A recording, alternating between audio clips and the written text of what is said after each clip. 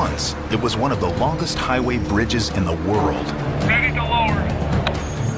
Now, it must come down. 22,000 tons of steel and concrete, and all of it must be recycled. Only these engineers will attempt to do it in a revolutionary new way. Just keep rolling, baby. They'll turn spans into ships and sail them away, all in less than 48 hours. But with innovation comes risk. We're pushing everything to the limit. Two functioning bridges stand dangerously close on either side, and nothing can touch the water.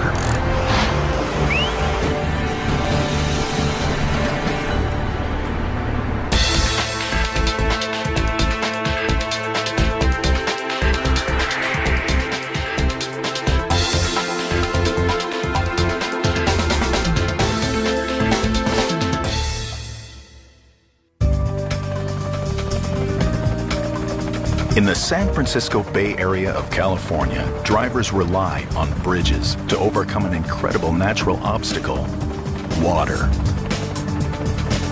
A series of inlets, including San Francisco Bay.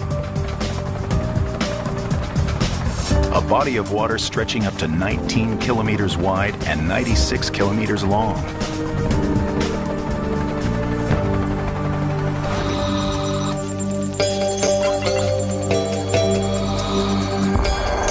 Seven large bridges carry more than 400,000 cars across the bays every day.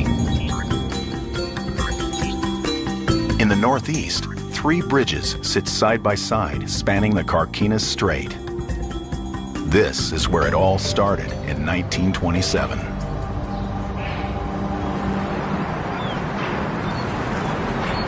In the middle stands the once famous Carquinez Bridge.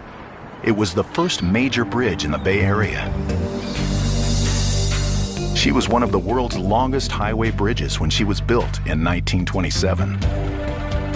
80 years ago, her 3 lanes were a traffic savior. Today, they're not enough. 109,000 cars cross this strait every day. The grand old Carquinez isn't big enough to handle the load, and she's too expensive to maintain. She must come down. This is how it's usually done.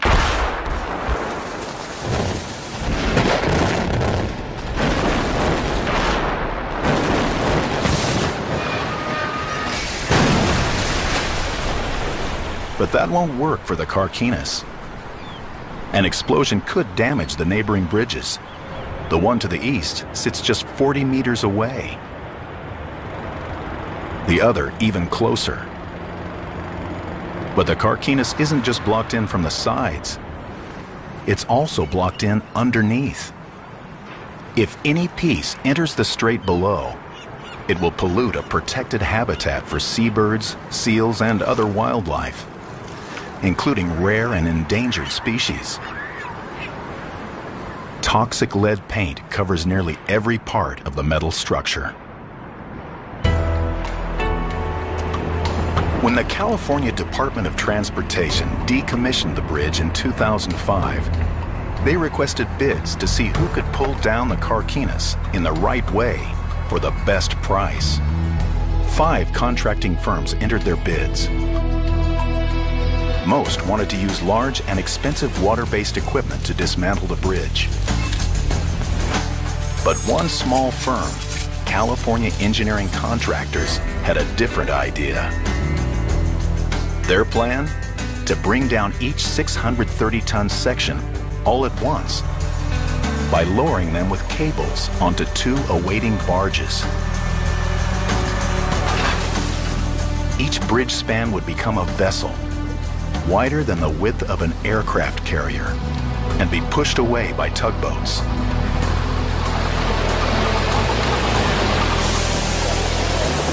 Not only has this innovative technique never been attempted, California Engineering Contractors claims it can do it for just $18 million, $10 million less than the nearest competitor. We'll just go right into the lower. Their low bid wins them the job, But they have a secret plan to recoup some of the money. Recycling.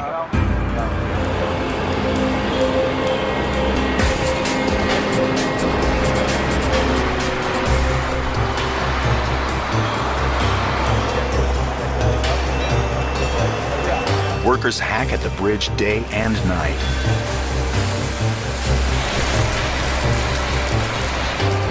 There's some 22,000 tons of steel and concrete in the Carquinez. Properly recycled, the steel alone is worth more than $2 million.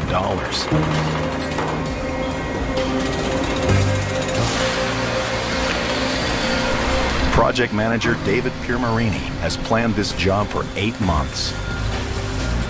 There's little to no waste on a demolition project like this. What we do here on the job site is we cut it up into members that are manageable, put it into trailers and different types of containers, and they bring it right over to the scrapyard.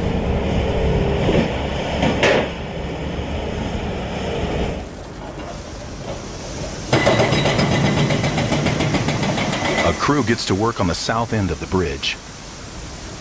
Heavy machinery pulls down the concrete towers.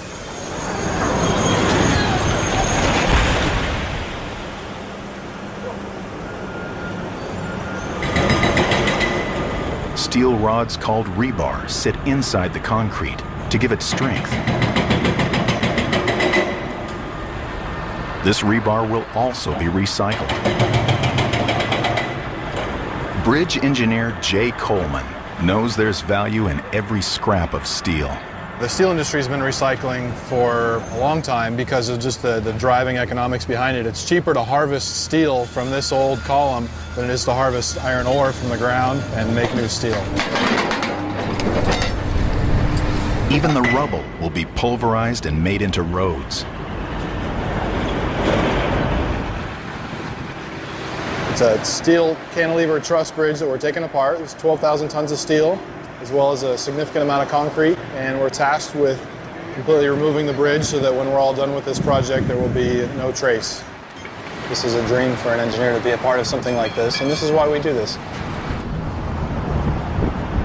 But the biggest challenge sits 15 stories above the water: the suspended middle spans. The innovative plan to lower the middle spans in one piece means smaller crews can safely and efficiently salvage the steel on land. It will be another big saving if the crews can pull it off. Each span stretches longer than a jumbo jet, stands as tall as a 10-story building, and weighs more than 635 tons. There's no textbook for this kind of teardown. It's a world first. But the team has a bold idea. They will determine how the bridge was constructed and then reverse the process. The blueprints for their strategy will be based on methods used by engineers 80 years ago. What we're doing here is not very different from how they built the bridge. Physics are the same, gravity is the same. In 1927, steelworkers assembled the giant center spans on a dock. They then floated them on barges underneath the already constructed towers. They rigged the spans to cable and pulley systems connected to gigantic sand-filled counterweights. When engineers released the counterweights, the spans on the barges became the world's largest elevators, rising into place in less than an hour. Workers then connected the spans to the towers and completed the major part of the bridge's construction. In theory, a similar system should work in reverse. But 8 decades ago, the Carquinez wasn't flanked by other structures. And the water below wasn't a protected habitat. One thing is the same: lives depend on getting it right. A wrong calculation could be catastrophic.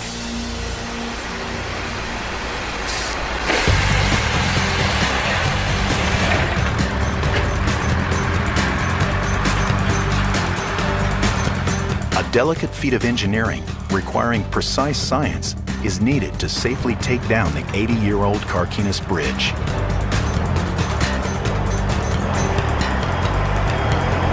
Bridge engineer Jay Coleman must first calculate exactly how much the spans weigh.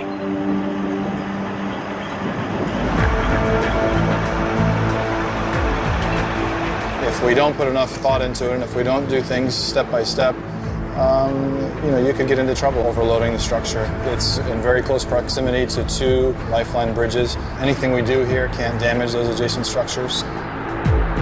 The only weight they know for sure is the weight of the spans when they went up in 1927, 635 tons each. But those spans were raised before the concrete and steel road was laid over top. We really study the process of how the structure was built in the first place, because the simplest thing to do is to do a reverse engineering to look at what seemed to work for the original contractor back in 1927.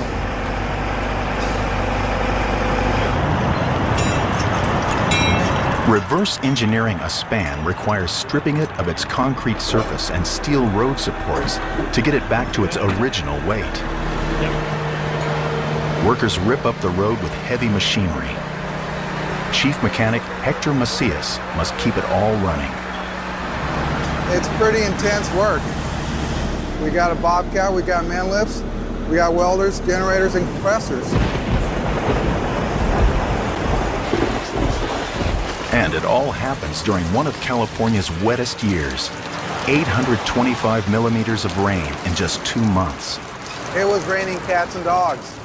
I mean, I had to change my boots 3 times one day, and I ran out of boots. High winds and cold rain make an already dangerous job more so. Lunch, whatever you want to do for about 20 And there's another problem for Hector. As the road around the main crane is stripped, the rig is left stranded on a tower of steel. The crane will lower the smaller equipment once the spans are down, but nothing can lower the 54-ton crane itself. Its fate is sealed. It will get cut up, lowered in pieces, and recycled with the rest of the bridge. It's all part of the plan, and the only way to get the job done.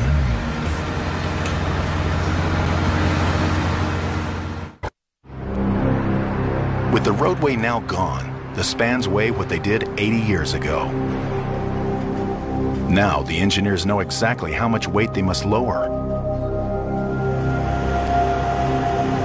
But the lighter spans are less stable and more vulnerable to the San Francisco Bay's high winds.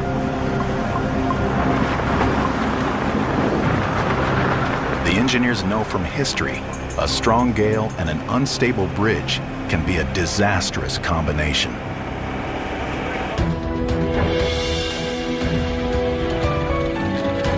(1940), Tacoma, Washington. The Tacoma Narrows Bridge opens with great fanfare.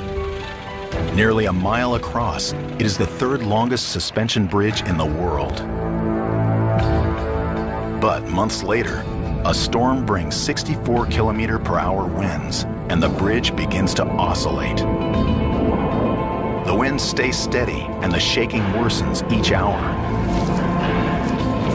Finally, the cables holding up the roadway can no longer take the tension.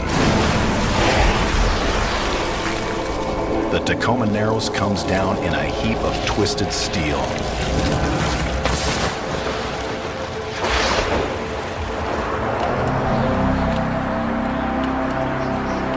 The Carquinez, stripped of its roadway, is also susceptible to high winds. Right now, each span is a shell and more vulnerable than ever.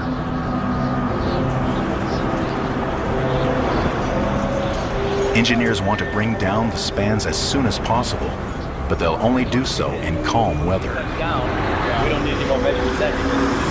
So far, project manager David Piermarini has had no luck. The winds keep exceeding the safety limit for lowering, 24 km/h.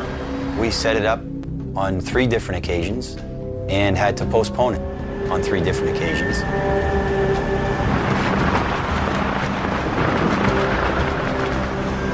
Every delay increases the chance of the bridge being hit by gale force winds. Tomorrow's forecast calls for winds pushing 24 kilometers per hour. It's right on the limit and a tough call. The Coast Guard must close the strait below for the operation, but they'll only prohibit boat traffic for 48 hours. The strait is an important shipping lane, so David and his crew must finish the job on time. David seizes the small window of opportunity and gives the order to bring the span down. Got 10-4, stand by. From this point on, workers must race the clock.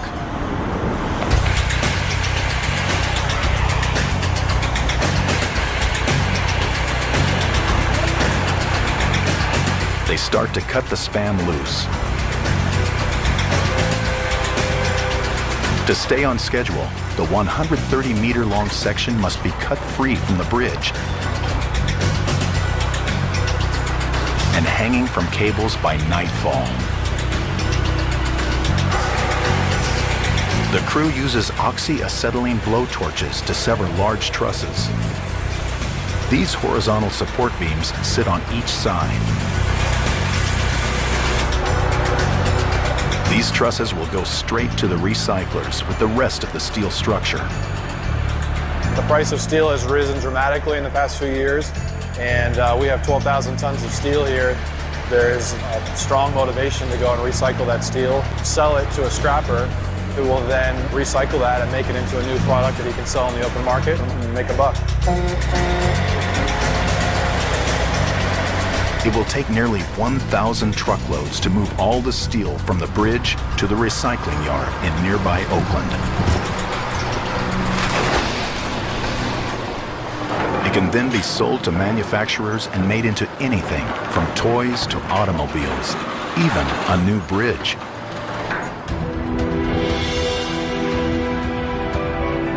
The Carquinez will have a new life. It is a bridge with a future, but it also links these workers to the past. The last time this span received so much attention was 1927. It has stood so well for so long because its design was ahead of its time.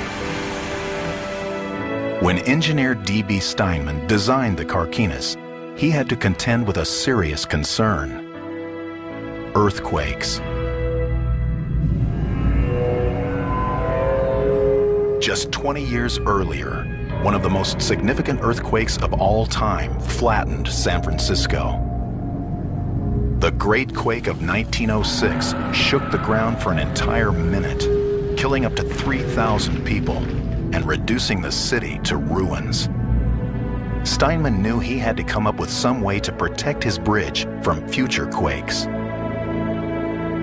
It is necessary to take such precautions as we could to make the structure as safe as possible against earthquake effects. To tie the parts of the structure together in the event of an earthquake, hydraulic buffers were provided.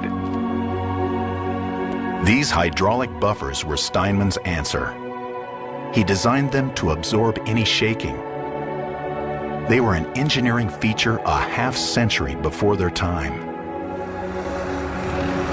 The Carquinez's decommission provides engineer and bridge historian Professor Hassan Astana a unique opportunity to study Steinman's work close up. So when the earthquake comes, the tire locks actually. So as far as we know, this was the first bridge that someone came up with the idea of putting dampers and hydraulic jacks to control seismic effect. It's like he's telling us the essence of what we do today 80 years earlier. He just saw it. No one knew for sure if Steinman's buffers would work. It wasn't until 1989 that they were put to the ultimate test. Upper deck crashing to the bottom deck.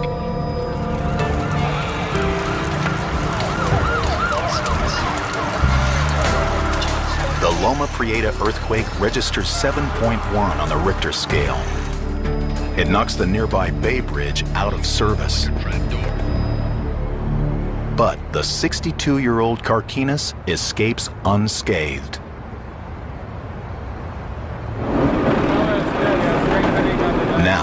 all the engineering that went into building the carquinus is reversed. After 8 hours, workers finally cut the last of the horizontal supports.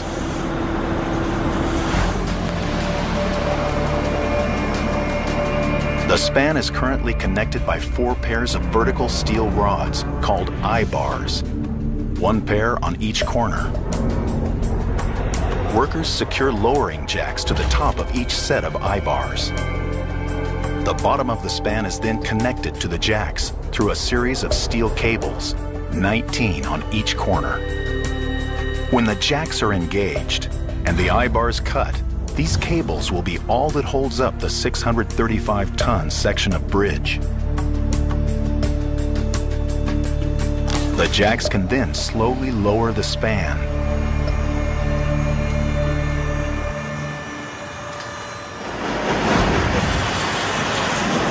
But the span will be an incredible strain, and never before has anyone used jacks to lower a bridge span. They do know that a jack failure could be catastrophic.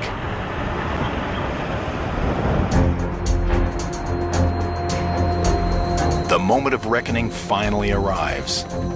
Workers are ready to free the giant span of the Carquinez Bridge, and the 4 jacks now sit ready to take the weight. The crew prepares to lower the span. Scott Soldis calls the shots. The 2 riskiest parts of the operation are getting it up on the jacks and then actually touch down on the barges. There's many nights waking up in the middle of the night and making mental notes of things that need to be done next day. Your primary responsibility down here is going to be making sure that you're feeding out enough of the tail.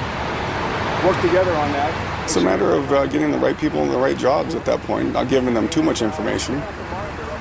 Get the headphones on, get everybody in their place, and by 7 o'clock we should be lowering. Mechanic Hector Macias must keep the jacks working. Hey, Tim, it don't matter which way you stick the fork in. He'll personally oversee the 2 jacks on the north side. We have 2 different controllers, one on the south, one on the north. I'm on the north side taking care of both winches, east and west. Scott, do you have your radio on? Yeah, go ahead. Scott orders the jacks turned on for the first time.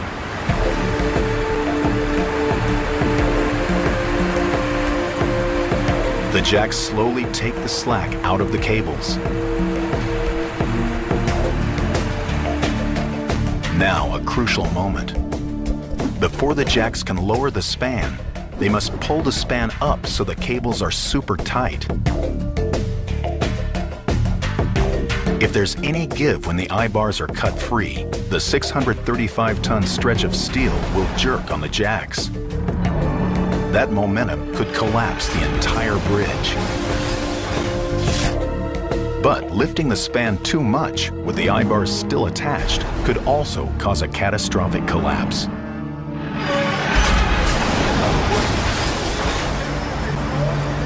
If we come up on the load too high and cause too much compression in the member, you could break the jacks and you could break the supports, which are holding up the bridge at that point. Everything and everyone would be taken out.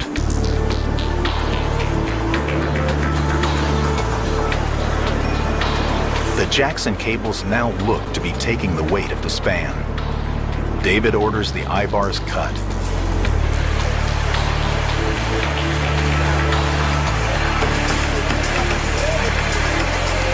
From here, the only way forward is down. There's a point of no return. As soon as we cut the I-bar and transfer the loads onto the strands, then that's it. We have to lower the bridge. They sever the last I-bar. Now the cables alone support the full weight of the span. The entire 635-ton section swings free and lies at the mercy of the wind.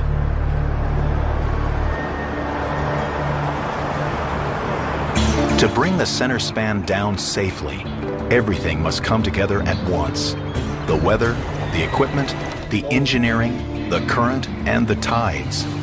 It takes a perfect set of circumstances, and nothing can be rushed.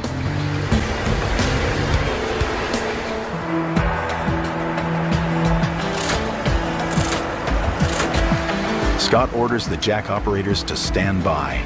This time, they won't lift the span, they'll lower it. The fate of the operation and the lives of those on the bridge depend on the jack's ability to perform. Hector, go ahead and send your jack up to 16 and hold. First, the 4 jack pistons extend. North side, 16 inches to the top. All right, hold right there. I'll get right back to you. Next, metal forks determine which part of the jack grips the cables, either the top or the bottom. North side, bring it to the top.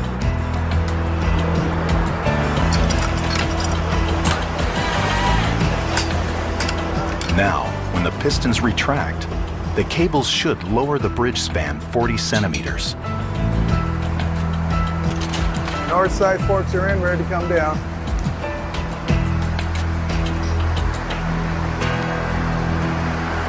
All right, north and south side, both sides down. 10-4, coming down.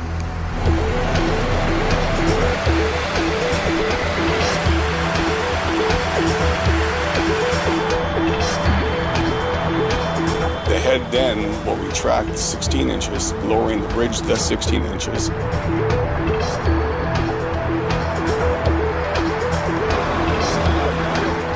In one smooth motion, the span makes its first move toward the awaiting barges. Jay, you got a copy? Yeah, 10-4, stand by. Jay, can I get a measurement on the north side? It's like using a rope to lower a bucket down a well. No pulley, just one arm's length at a time. 4, I'm going back up.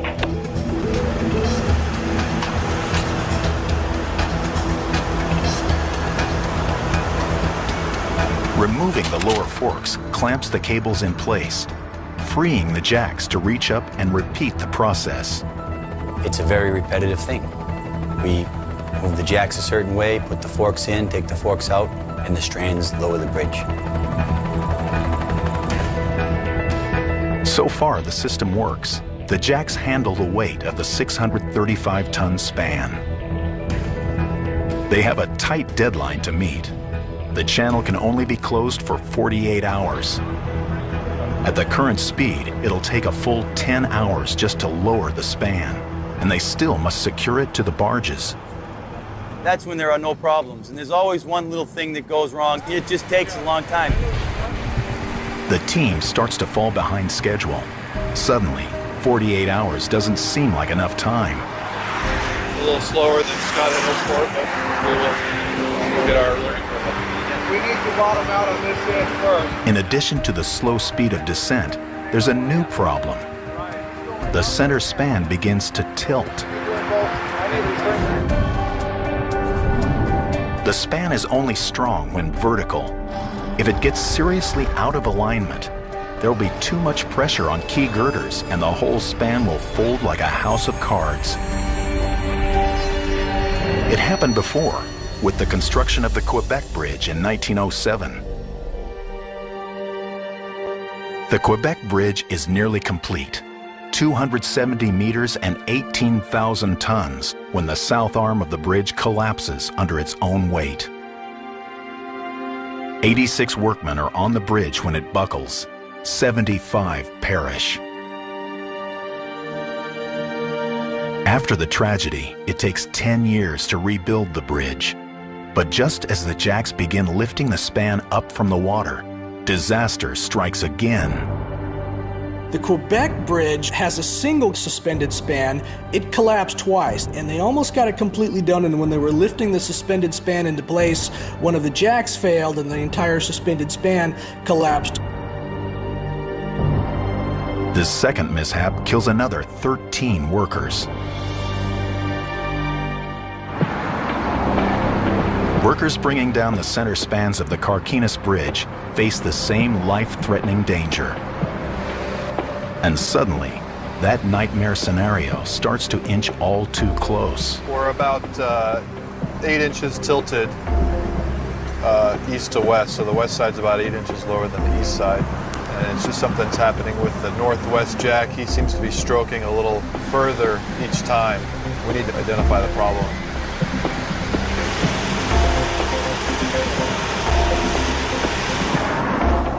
every centimeter the span falls out of line, it becomes less stable and more prone to collapse. Yeah, well, it doesn't make sense. Jay gives the order, stop everything.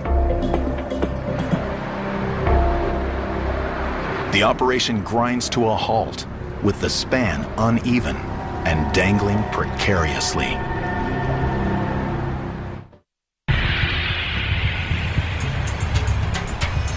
If they keep going, the jacks lowering the 635-ton span of the Carquinez Bridge will tilt the span dangerously out of alignment. One of the jacks is not keeping pace with the others. This malfunction could cause the span to topple into the water below, taking everything and everyone with it. Mechanic Hector Macias thinks he's found a solution. By accelerating the jack motor on the northeast corner, he's confident he can match the rate of descent of the other three motors and even out the alignment. It looks like that east-northeast motor consistently has been about an inch, maybe a half inch a stroke short, so we brought the RPMs up, see if we can pick them up. South side hold. Hector, let me know when your lower forks are in. Scott orders a leveling stroke on the northeast corner. It works. All's well again, but not for long. Scott, you got a copy? Over, Scott. The team hits a new snag. You got a tangled vest over here on one side. The cables twist on their way to the jacks, bunching up into a tangled mess. Trying to feed them through the jacks gets harder and harder, like trying to run a brush through knotted hair. The jam could bring the whole operation to another standstill. We've been having problems because we're pushing everything to the limit. The iron workers wrestle to keep the cables straight near the jack head. But the tangle worsens with each jack stroke. Copy that hold. Hector, hold that 16, but grab Lupe. It looks like Matt's going to need some help getting the cable. You're pretty tight there in a couple of... The tangled cables slow the entire operation to a crawl. There's no time for a problem like this. Cargo ships expect the strait to reopen on time. Commerce depends on it. But the hanging span presents an impassable object.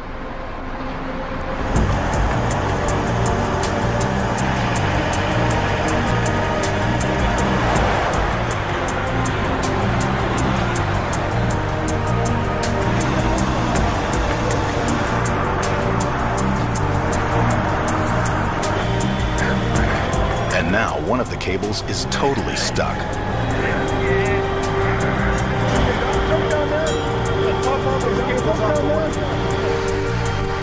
One of the cables received a permanent kink, and it couldn't go through the jack smoothly. There's only one solution, and it's a last resort. Project manager David Piermarini decides to cut any problem cables.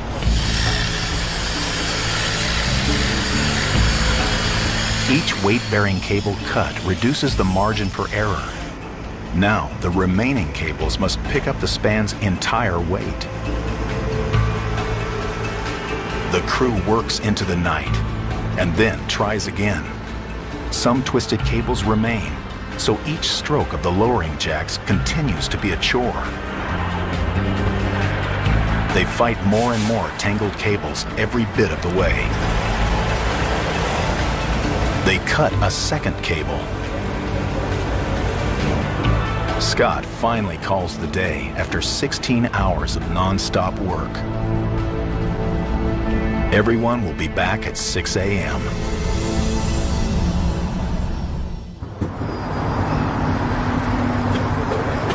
After just a few hours of sleep, How are you doing this morning? Good, how are you? the tired crew returns to finish the job.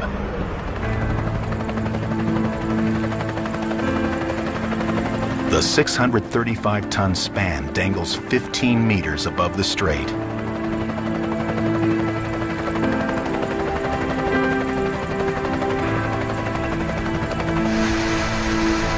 On Scott Soldis' command, they fire up the jacks and try again.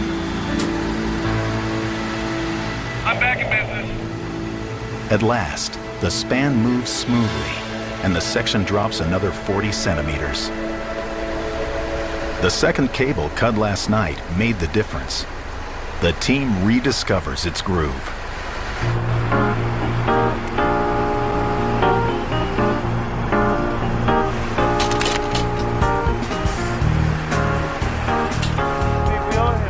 By midday, the span hangs just above the barges. The way things are going, we should make contact within 45 minutes after the barge is in place and ready for us to come down. Anchoring there. Oh, okay, so you guys, yeah, so it'd be easy to rehunt this. The first major handoff of the operation is within reach. Jeff Holfelder prepares to take over. Oh, we still have a good 10 feet to go.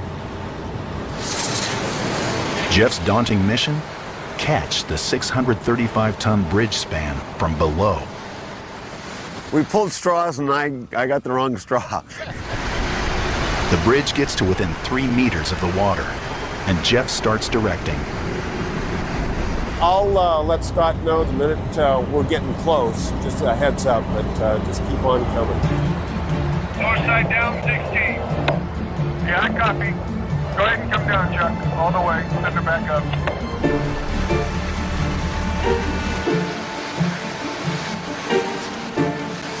It's definitely more wind than they were predicting.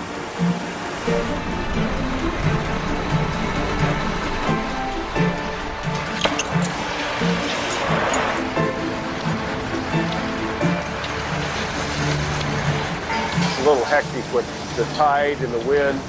Everything's floating around right now, and we're trying to, we've got good alignment on the bridge and the barge, and I want to come down just on this end till it comes within our guides here. The barges have special frames to catch the span and hold it in place.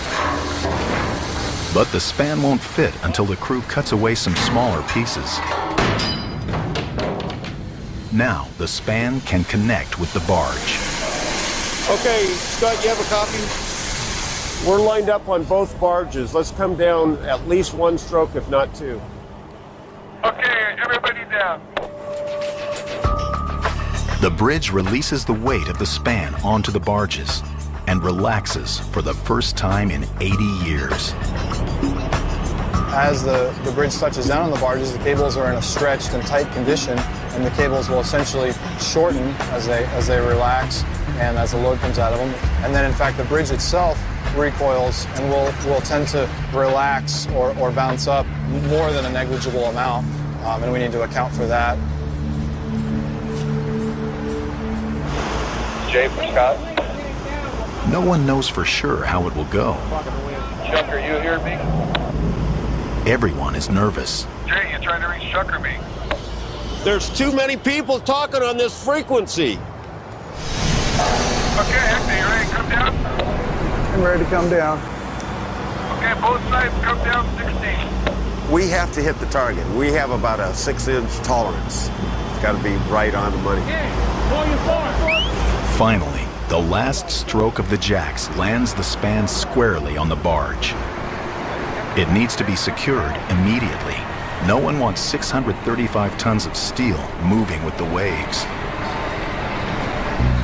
At that time, everything gets real busy. Scott, you have a copy?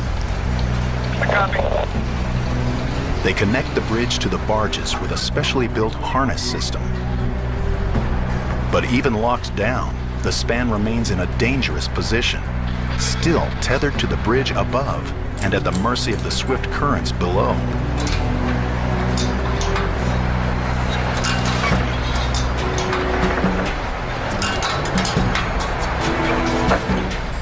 All the cables must be cut and fast before the waves can make the cables pull on the bridge and cause it to collapse.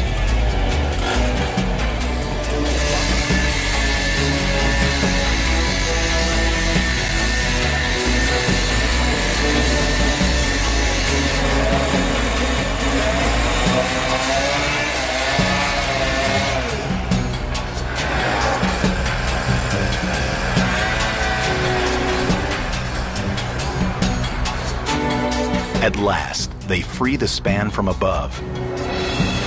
But there's no time for celebration. They still have to float the span 4 miles into the bay through a channel barely wider than the span itself.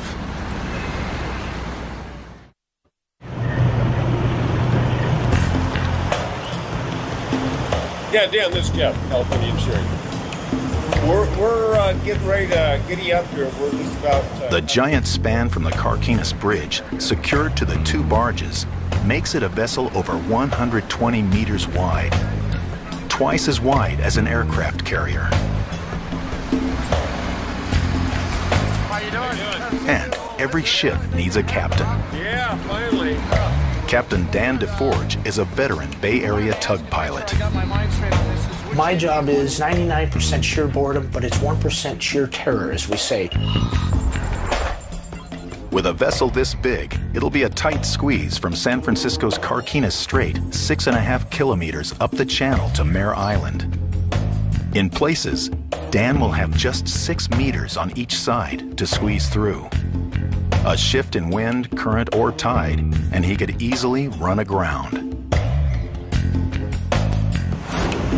Spent many hours just getting acquainted with exactly what the currents are doing by the minute. 2 tugs will push the colossal structure, but Dan won't be aboard either. This extraordinary challenge calls for extraordinary measures. You have to be in a position where you can see what's going on, and the higher you are, the better off you are. The captain's chair sits 10 stories up on top of the span.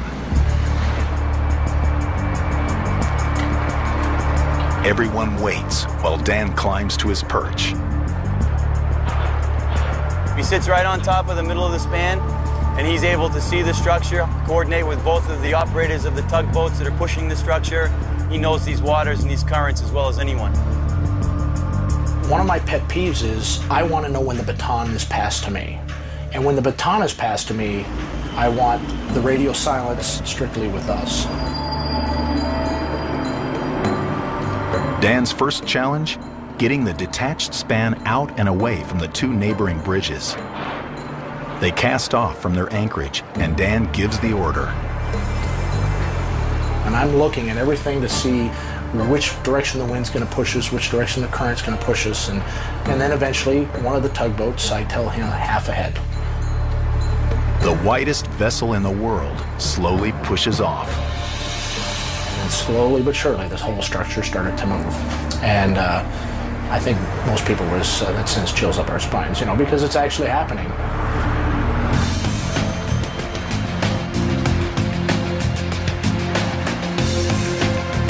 The good ship Carquinez sets sail on her first voyage in 80 years. And her last.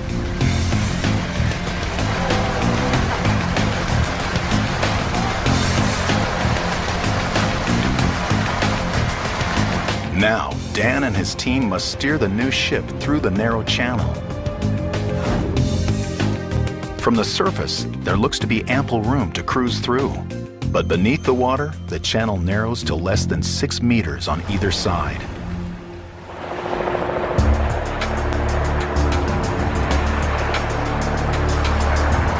Dan doesn't want to rush, but he must also get through before the change in tide makes the channel even more shallow.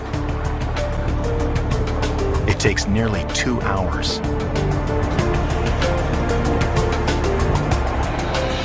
But they squeeze through. Only one final challenge to go, docking the ship.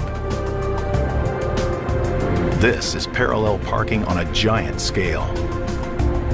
And Dan has not one, but 2 tugs to maneuver.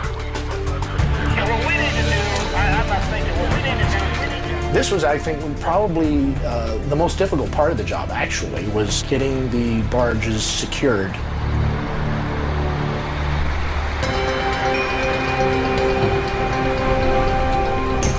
There was a barge that was tied up alongside the dock, and we then had to straddle that barge, and we only had about 20 feet on either side. Slow and steady, the span slides perfectly into place. They've done it. They've cut down a fragile 635-ton piece of bridge, made it into a vessel, and sailed it to a safe harbor to dismantle.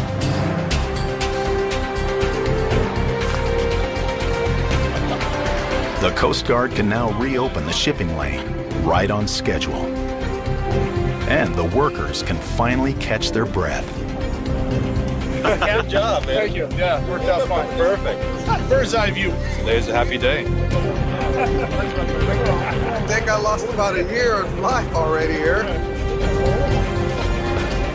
With the span now on land, the dismantling and recycling of the enormous structure becomes safer and cheaper.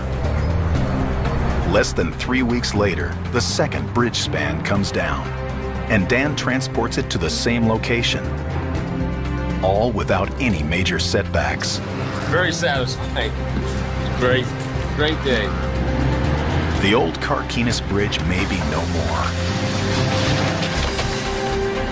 But the steel from her giant spans will live on. Lowered, scrapped, and melted, the Carquinez will have new life.